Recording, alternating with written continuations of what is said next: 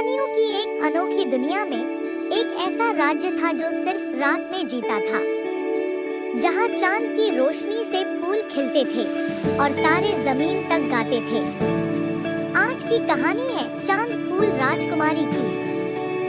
ल्यूनालोर एक ऐसा राज्य था जहां सूरज कभी नहीं उगता। वहां सब कुछ चांद की रोशनी से रोशन होता। पेड़ों के पत्ते चांदी जैसे चमकते और रात के फूल खुद खिल जाते।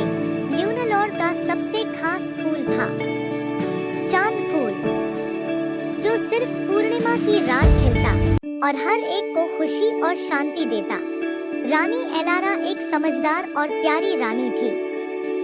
उनकी बेटी राजकुमारी नूर सिर्फ 10 साल की थी, मगर उसकी सोच, उसकी दया भावना और उसकी हिम्मत किसी रानी से कम नहीं थी।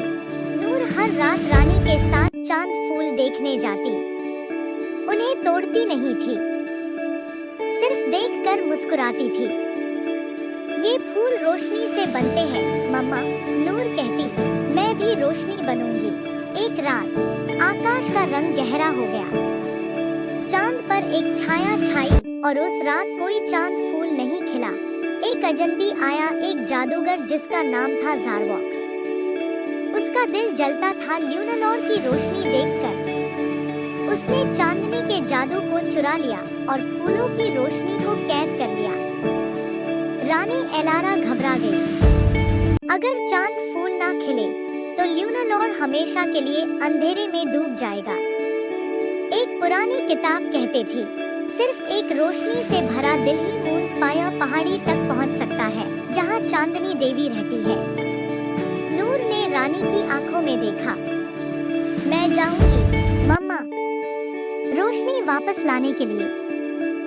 नूर ने अपना सफर शुरू किया, साथ में द टीटो, एक बातोनी उल्लू जिसे सब पहेलियां याद थी, और ल्यूमा, एक छोटी सी चमकदार खरगोश जिसका दिल बहुत नर्म था।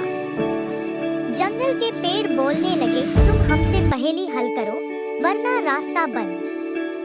पहेली, मैं हूँ बिना पंख के फिर भी उड़ती हूँ। मैं हूँ। नूर सोची और बोली ख्याल। दरवाजा खुल गया और पेड़ मुस्कुरा दिए। एक दरिया था जो आईना था, जिसमें सिर्फ सच्चा चेहरा दिखता था। नूर ने देखा अपने डर, अपनी हिम्मत, अपना प्यार सब एक साथ। उसने दरिया पर कदम रखा और पानी ने उसका रास्ता बना दिया।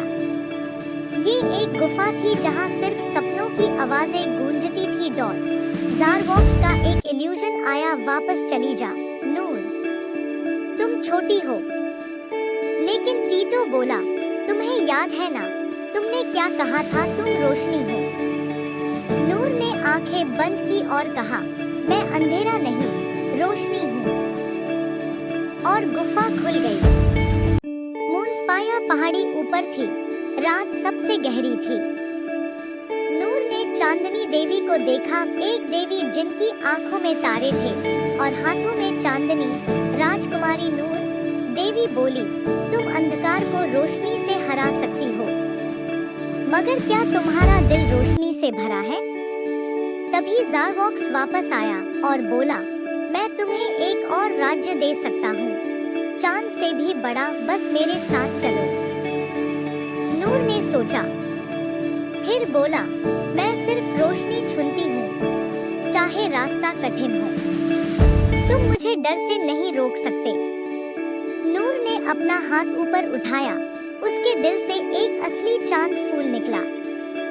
उसकी रोशनी ने ज़ारवॉक्स को अंधेरों में गायब कर दिया।